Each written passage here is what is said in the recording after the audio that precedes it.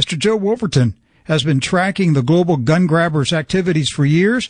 He's a correspondent for the New American Magazine, and he's on the telephone right now. Joe, welcome to True News. Thank you, sir. Good morning to you. Good afternoon to you. Yes, sir. Joe, glad to have you on the program. Thank you. Glad to be here. Yes, sir. To me, this looks like we're at the, I've been watching this for 13, 14 years, and it seems like we are at the greatest level of danger ever that a UN gun control treaty will be enacted. How are you seeing this right now? Well, I agree with you. First of all, I compliment you on being so foresighted. I started writing about this in 2010 when the Secretary General released a paper regarding the disarmament of civilian population. And I think we are now at the point where if you would have taken this back, and of course, as you said, I've been following this now for 3 years regarding the Arms Trade Treaty and the program of action that it's built on, the UN program of action on small and illicit firearm trade. And I would say that given the events of the past year or so, this thing has accelerated to the point where we're about to crash into a wall, and among the rubble you are going to find the Second Amendment. You mentioned that many people say to you that the Senate would never ratify such a treaty, and I get told that every time I speak on this subject. Someone raises their hand and say, well, the Senate will never ratify it. Well, all I have to say to you, two very important words when it comes to the current political regime, and that is executive order. President Obama will not be bound by the Constitution, the separation of powers, or by the Congress. President Obama has found the perfect storm of tragedy, and believe me, this is a guy who never lets a tragedy go to waste. He has found the perfect storm of tragedy and trajectory, and he fancies himself the king, and he has now issued and will continue to issue executive orders accomplishing everything in the Arms Trade Treaty, just in case the Senate does grow a spine between now and June when it's likely to come up for a vote. I agree. He will sign the treaty, and then he will proceed to issue executive orders implementing the treaty, and nobody will dare to stop him. No, and, that's the thing. It's like the thing I go around telling people, and that it bothers me so much, is that our founding fathers never would have stood for this. Look, Lexington and Concord the shot heard round the world did not begin because of a gun grab. It began because of an ammunition grab, because of the building up of a bureaucracy, because of the building up of an unwieldy military industrial complex within the United States. Our founding fathers would have already been dumping tea into the ocean. But as it is, modern Americans, those of us who fancy ourselves as descendants of George Washington and James Madison and Thomas Jefferson, we sit here and allow this to go on. And I'm afraid that in the very near future, there will be many of us who unfortunately will shake our fist at the heaven with one hand and with the other hand give our guns and ammunition to the federal government or to the international government.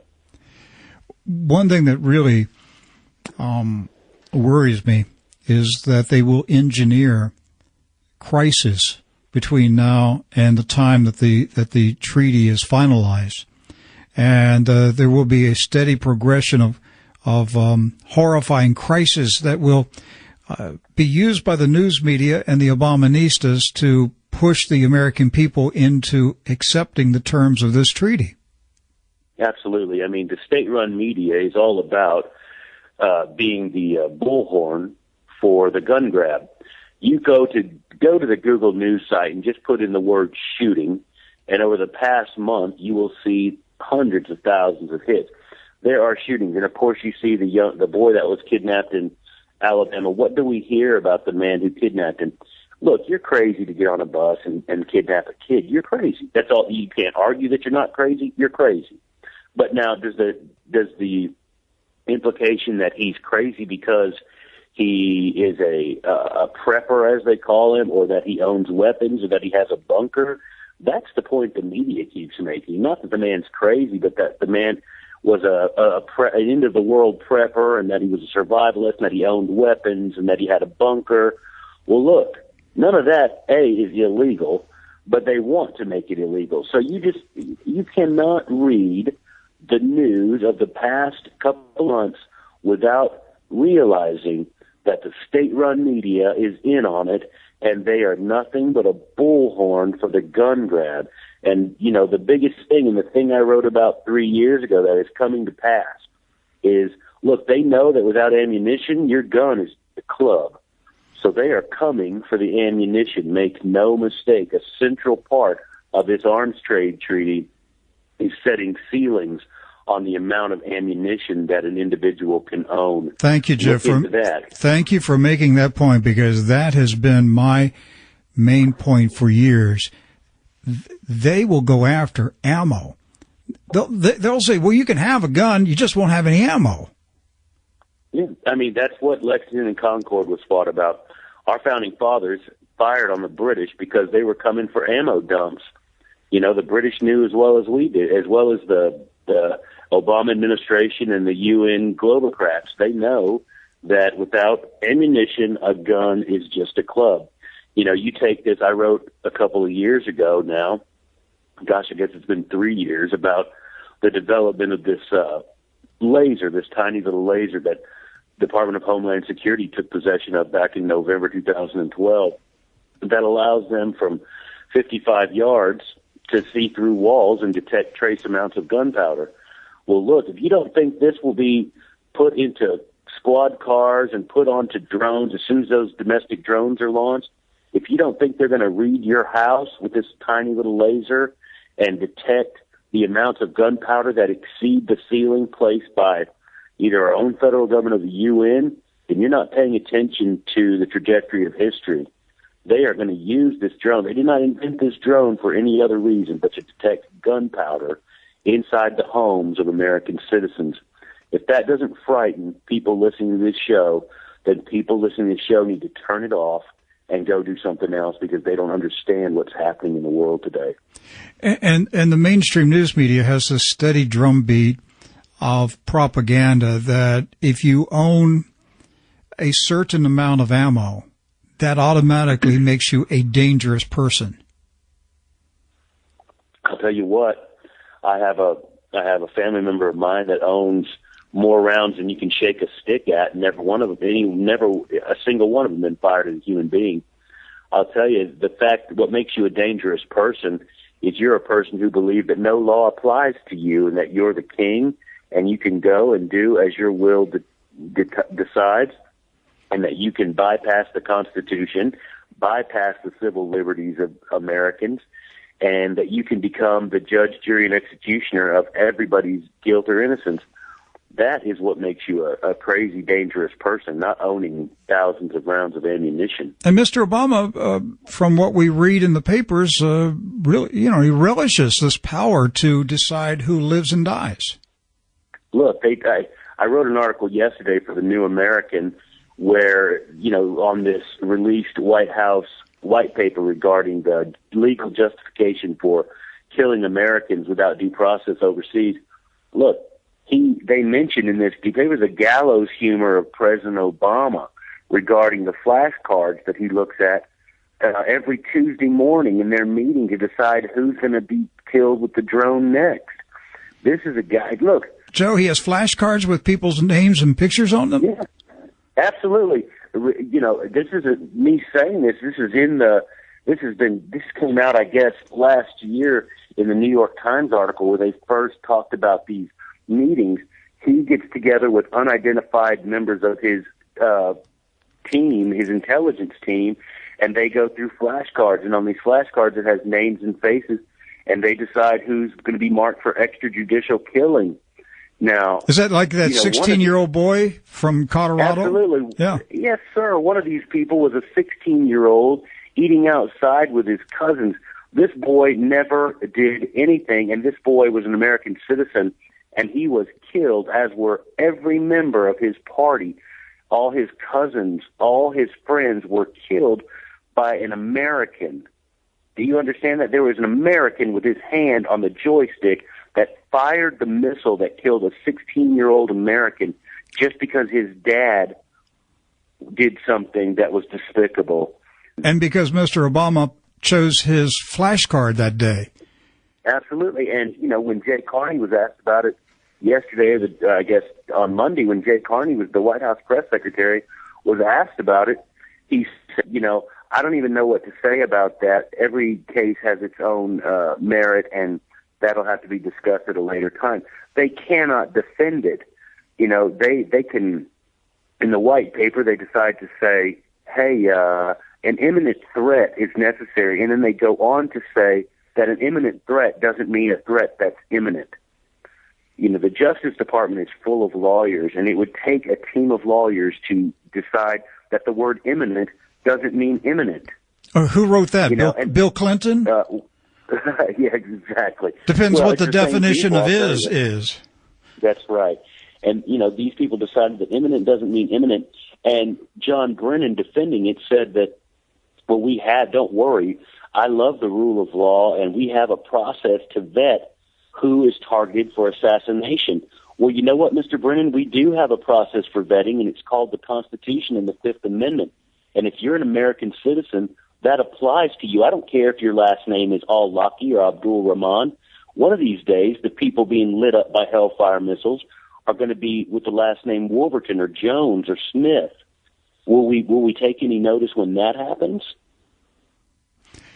At the beginning of 2012, Mr. Obama was given legal authority to send American troops into the homes of American citizens, to drag those citizens out of their homes, put them under military arrest, take them to unknown military prisons, detain them indefinitely without legal counsel.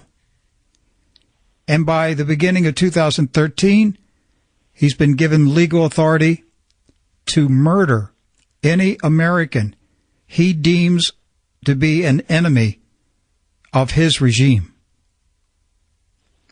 And nobody can challenge this man in court. Now, if this isn't a dictatorship, what is your definition of dictatorship? Look, I've written this 1,000 times over the past couple of years. I've followed NDAA from the very first time it was brought up as the bill in the Congress. The dictators of history wish they had the power that Barack Obama has. You described it perfectly. Barack Obama has all power over life and death in and outside the United States. If you live in the United States, his power comes from the NDAA. If you live outside the United States, his power comes from his drone program. He has placed himself literally, not figuratively, not metaphorically, not exaggeratedly. He has literally, quite literally placed himself as the emperor of the United States with absolute power over life and death. If you do anything that he alone considers to be a potential threat to the United States security, he can, as you said, send the military to drag you out of your home inside the United States, take you to a military prison where you will no doubt be interrogated, and hold you indefinitely without access to an attorney, without due process, and with the habeas corpus once you've been detained.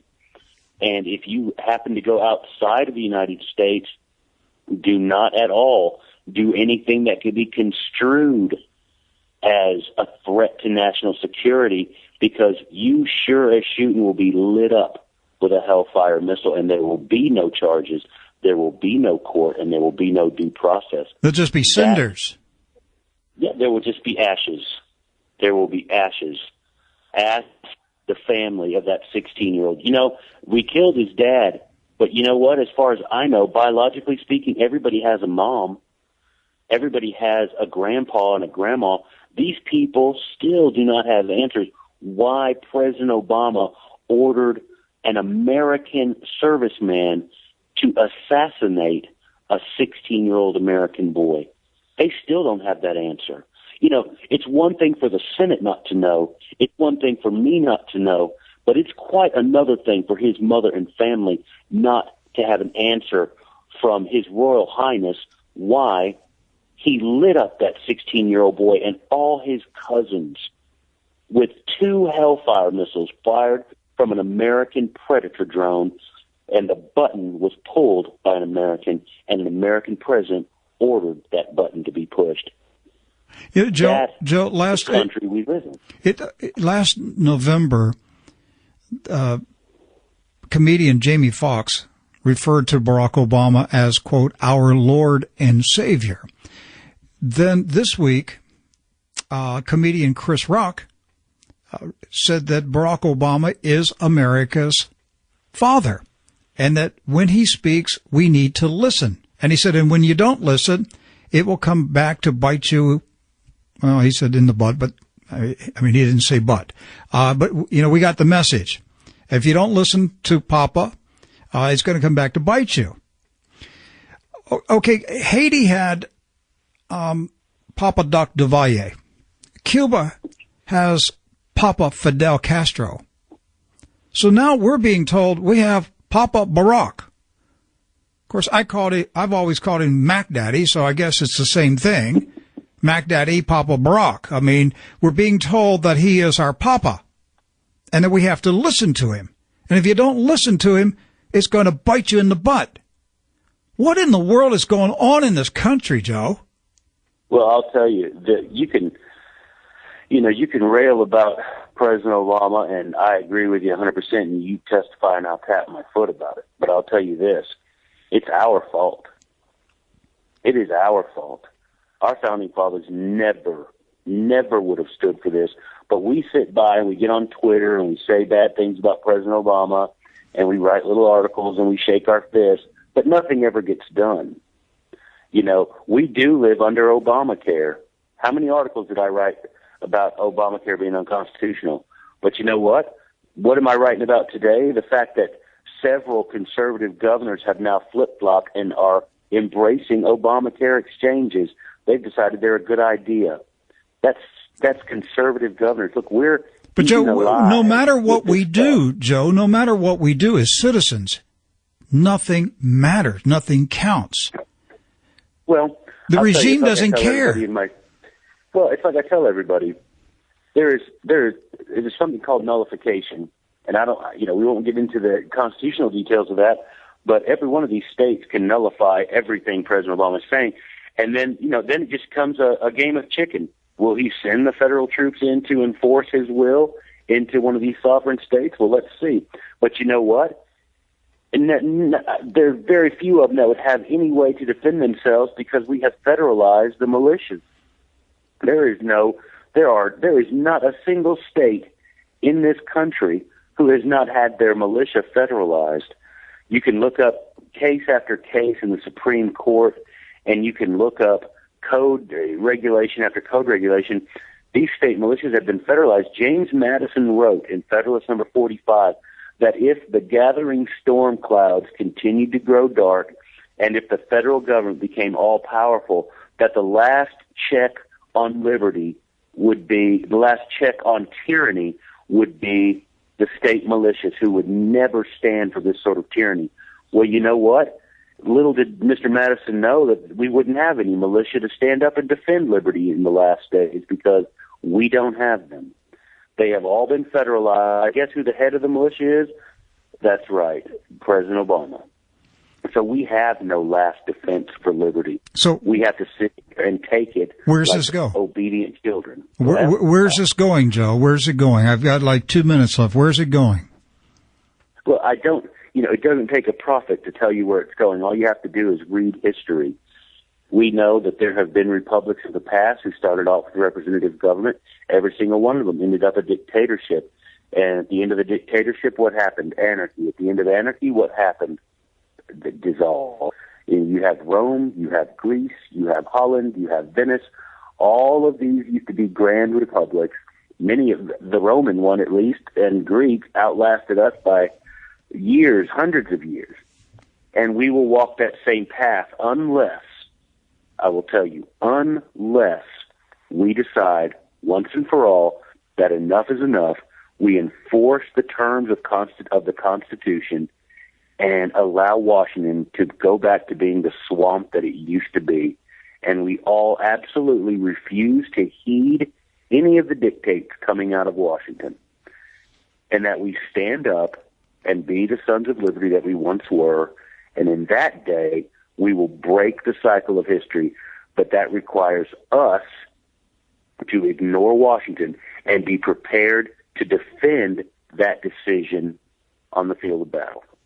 I'll let that be the final word. My guest, Joe Wolverton, the magazine, The New American. You can check it out at thenewamerican.com. Thank you, Joe. Thank you, sir.